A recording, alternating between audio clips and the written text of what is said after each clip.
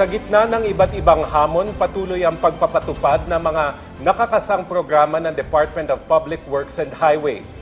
Unahin natin ang 2024 accomplishments ng ahensya kasama si DPWH Secretary Manuel Bonoan. Secretary, magandang tanghali po and welcome to the show. Magandang tanghali, Joey. Magandang tanghali, Weng. At magandang tanghali po sa ating mga taga-subaybay.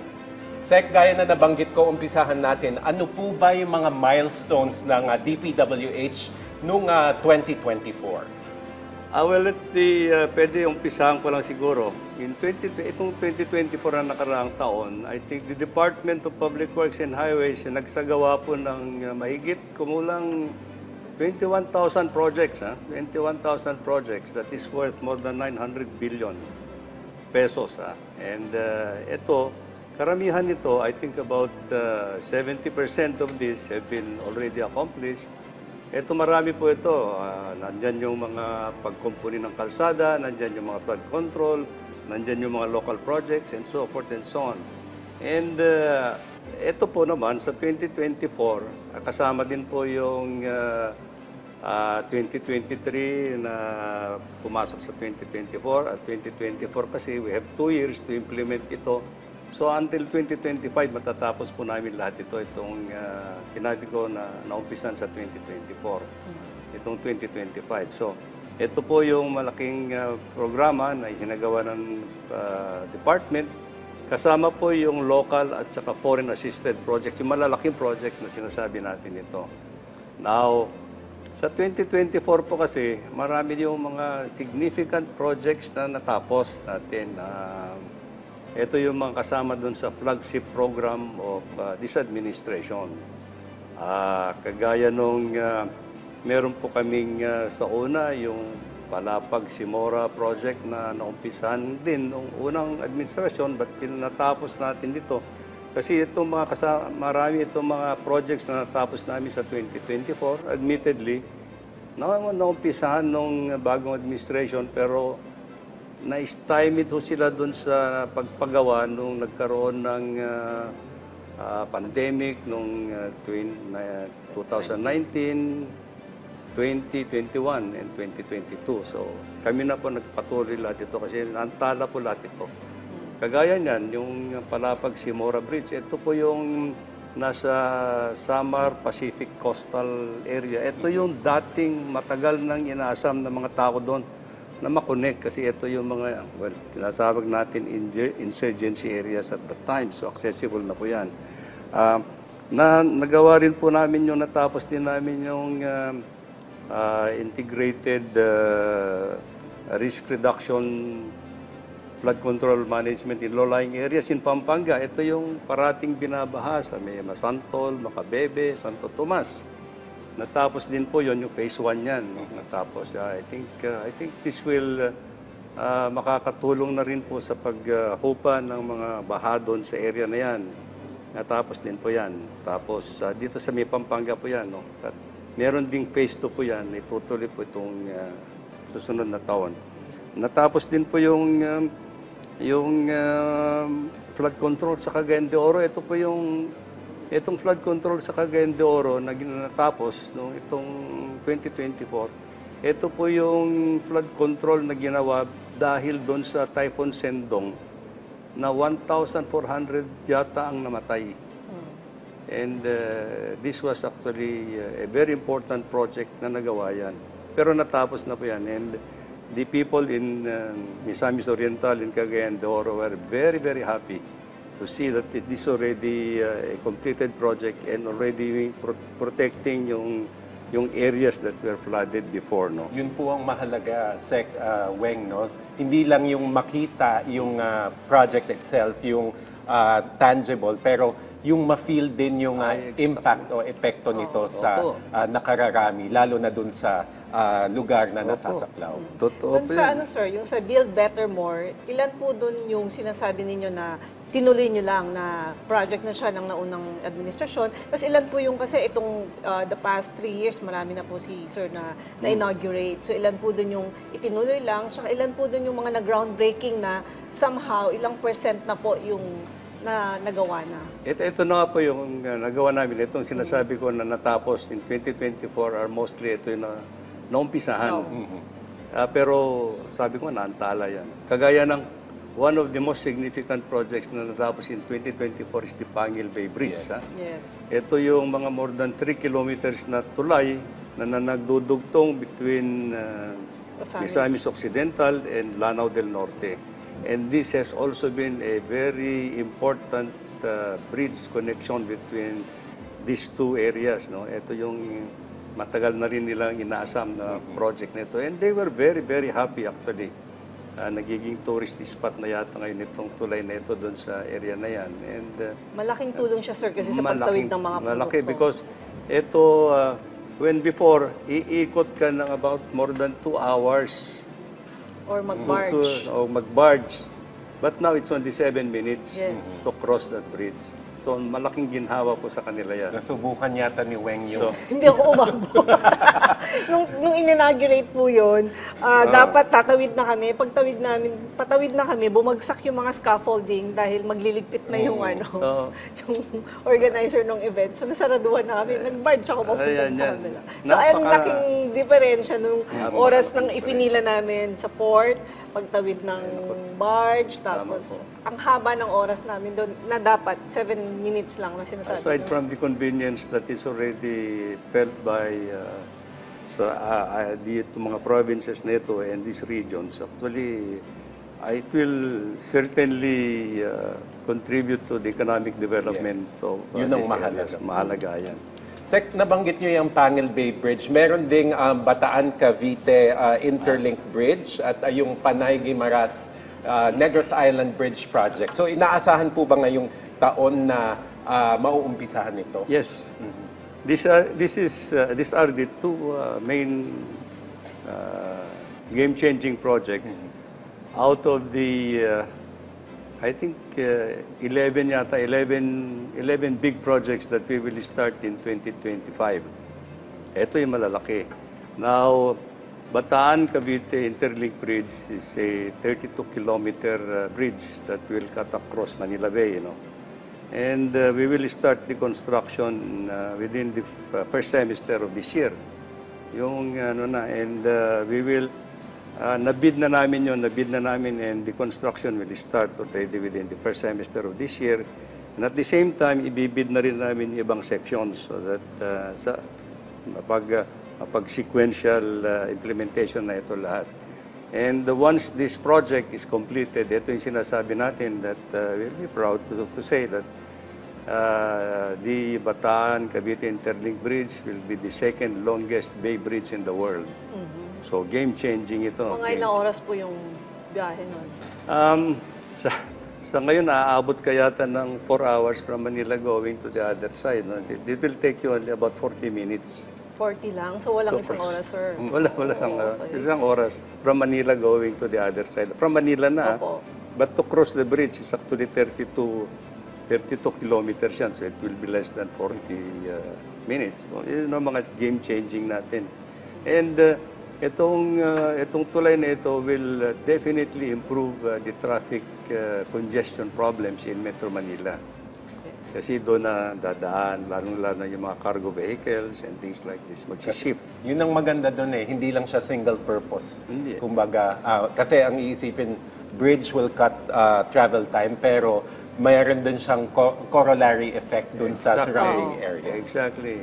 Aside from the economic impact that it will be brought by this bridge, ganon din yung Panay Guimaras Negros. Opo. Also, this is going to be a game-changing bridge project, and I think we are now in the process of preparing this bridge. We hope that we can possibly start kahit na yung Iloilo to Guimaras, I think the entire length of this bridge is, I think, about 37 kilometers din, pero meron yung road connection in Guimaras kasi. But this is also a game-changing project. Matagal na rin inaasam nila doon sa Region 6, and then yung NIR, Negros Island region na ngayon. Bago. So, kailan po yung target na matapos itong mga to? Yung sa Guimaras at saka po dun sa Bataan, Cavite? Bataan, Cavite, we will try our best actually to significantly complete within the term of the President Yes. because we have only 3 years and this is going to be a big project time. No? What we can be sure of is na makikita na natin yung mga pylons where you are going to connect actually cable-stayed sections. Ganon din siguro sa Panay Guimaras, Negros. Ito yung mga malalaking projects. Nabanggit mo rin lang yung mga ibang Joey, mga tulay. Ginagawa na rin namin yung gagawin din natin yung yung expressway na from Calamba to Sucat along the Laguna Lake shore. We'll start this year. This is financed by the Asian Development Bank and the Korean Exim Bank. So ganito. By the way, yung Bataan Cavite is financed by the Asian Development Bank. No? And yung Panay Guimaras is Korean financed. So, lahat ito official development assistance. So we are assured of the financing program on these bridges. So, gagawin din namin yung Davao to Samal. Ongoing to. Ongoing na pala po to. yun, opo. Ongoing ito. So, baka in a couple of years, baka matapos din namin yung ano yan. And we will also start to construct, I think by this year, yung another fourth bridge in Cebu. Dito yung from Mandaue to Mactan. Mandaue to Mactan. So, all these things, malalaki. And since nabanggit na rin natin kung ano umpisa natin sa 2024, ang gusto ni Presidente, dapat we have to improve actually yung riding quality of EDSA. We will rehabilitate the entire EDSA starting 2025. Kasi sa ngayon, dumaan ka sa EDSA, kung minsan nahihirapan ka mag-text sa kakakalbog ng sasakyan. So I think it's about time that we need to rehabilitate EDSA once and for all. Sir, mula po tayo sa Metro Manila, Luzon, Visayas, punta tayo sa Mindanao. Kumusta naman po yung mga DPWH projects doon para naman sa pagpapaunlad ng Marawi? Yes. Yung Marawi, I think ang role ng DPWH doon is actually yung kalsada, no? The main roads that in Marawi City. But we are also helping in the rehabilitation of yung mga buildings na nasira. So, tuloy-tuloy pa rin ito, and I think we have gained grounds actually in implementing all the road projects there. Yan sa Marawi, including yung roads going to the other sites, may Lanao del Norte at Lanao del Sur. So, tuloy-tuloy pa rin yun. I think in a couple of years, dapat matapos na rin yun. I think, admittedly, we have some problems actually noon. Kasi, as you know, Marawi was actually a military camp. And there has been some problems dun sa mga titulo, mga ganon. But I think it has been arranged. So, tuloy-tuloy pa rin yung sa Marawi natin. Sa mga proyektong nabanggit ni Sec Manny Weng, hindi lamang Metro Manila o Luzon, na may na-discuss na tayo sa Visayas, tapos ngayon Mindanao. So, buong Pilipinas talaga. Oo. Pati Mindanao, I failed to mention actually sa Davao, meron isang malaking projects that we are implementing in Davao City. This is actually yung Davao City bypass. This is financed by the Japanese government, bypassing, kasi traffic inside Davao. So ginagawa na rin yung Davao City bypass that will involve actually the construction of the longest tunnel so far. 2 kilometers of tunneling. Twin tube na tunnel. But dito rin sa I think we are now in the process of preparing also yung Dalton Pass project dito sa Cagayan Valley that will also involve the construction of several bridges at 4 kilometers naman na tunneling project. So all these are in the process of preparation na. So sa lahat ng yan, sir, ano na po yung hakbang na ginawa ng DPWH para tiyakin na kalidad o dekalidad yung mga proyektong kalsada at tulay na natapos naman? Aba, ito yung kabilin-bilinan nating presidente because of yung mga climate change phenomenon that anuhan natin. We have to make sure that yung mga infrastructure projects na gagawin natin are weather resilient at talagang matibay na ito ngayon. We have to use actually yung mga improved technologies in infrastructure construction so that we can withstand actually yung mga climate change phenomenon that is actually visiting the country all over the world pala, yung gano'n. So yun ang gusto ni Presidente. Sec Manny, na banggit natin yung mga proyektong natapos noong 2024, nasimulan na natin yung mga proyektong ilalatag sa 2025. Kahapon po sa full cabinet meeting, nabanggit po ng Pangulo na kailangan magawa ng paraan po yung nabawas o nakalta sa budget, lalo na po doon sa maintenance of roads, yung routine maintenance of bridges, tsaka yung para sa tinatawag niyong feasibility studies. Preliminary o yung engineering preliminary engineering fund. So, ano po yung detalye tungkol dito at paano po natin ibabalik yung na-defund na o nabawasan ng mga Ito po yung kinaano ni Presidente. I think he's worried about all this kasi ito yung support to operations lahat ito eh.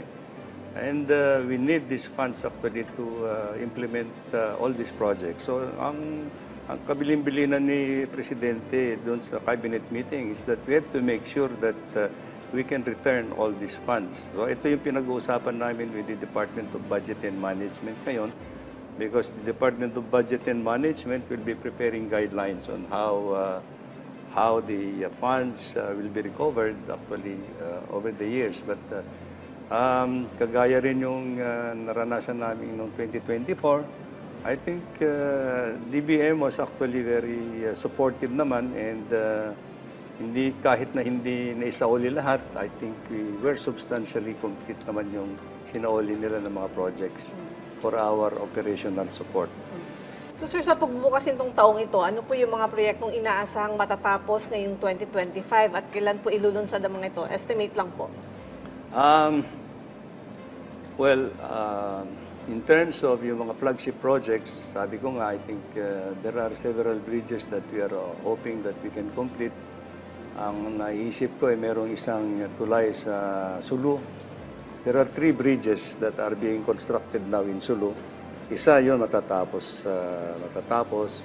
Meron ding isang tulay doon sa Zamboanga, Sibugay. Ito yung malaking bridge that will interconnect the main island of Zamboanga Peninsula to the island of Olotanga.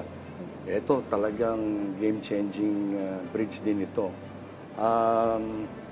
And I think partly we should be able to complete actually yung rehabilitation of EDSA.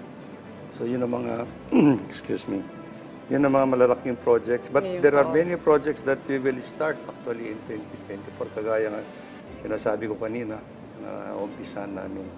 By the way, by itong 2025, matatapos na rin siguro namin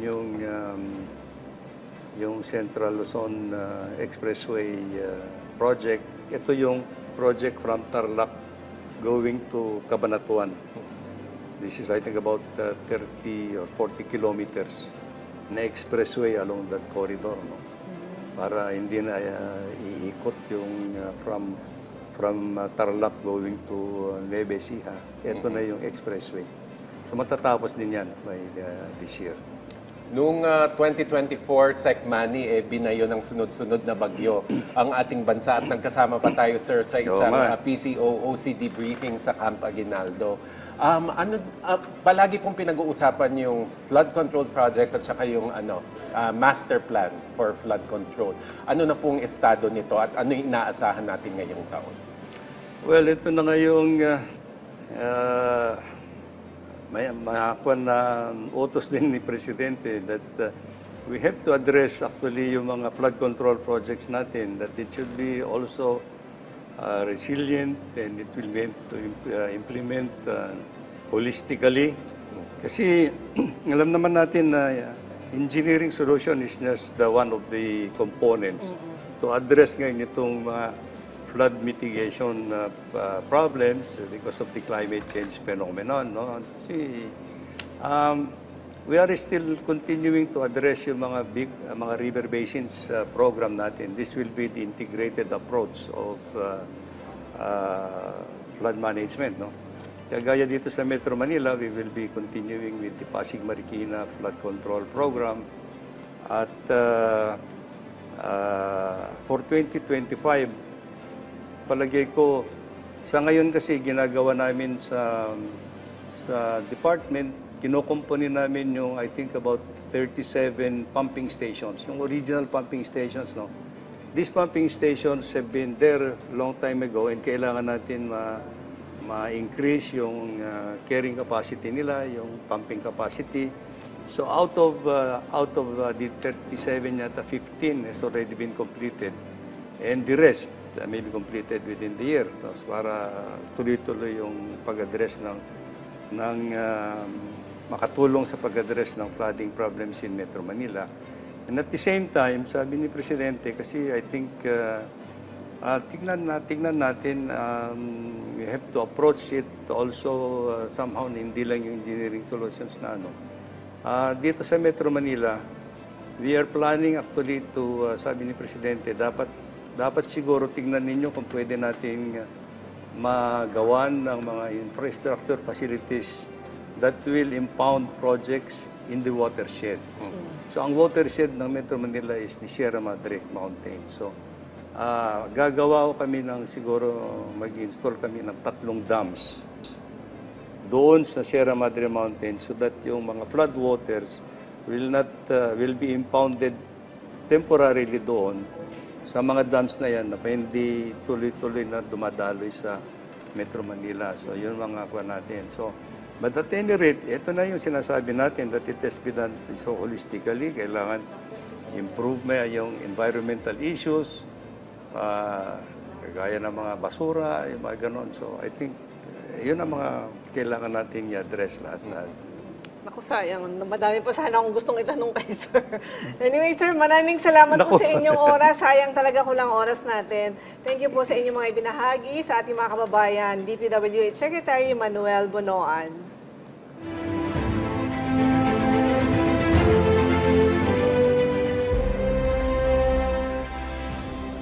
Malinaw naman na noon at ngayon, malaki ang pagsisikap ng DPWH sa pagsasakatuparan ng iba't ibang programa, kagaya rin ng iba pang ahensya. Dito sa ating segment na Mission to Accomplish, hihingan natin ang kinatawan ng bawat kagawaran ng mga plano para mapabuti pa ang bagong Pilipinas at buhay ng ating mga kababayan. So, Secretary Bonoan, ano po ang 3 bagay na gusto nyong ma-accomplish, hindi lang ngayong 2025, pero siguro hanggang sa buong termino na ng Pangulong Ferdinand R. Marcos Jr. Abang kayo po ang kalihim. Well, ito na po yung mandato namin sa Department of Public Works and Highways na isagawa namin lahat po yung infrastructure projects para matulungan natin na may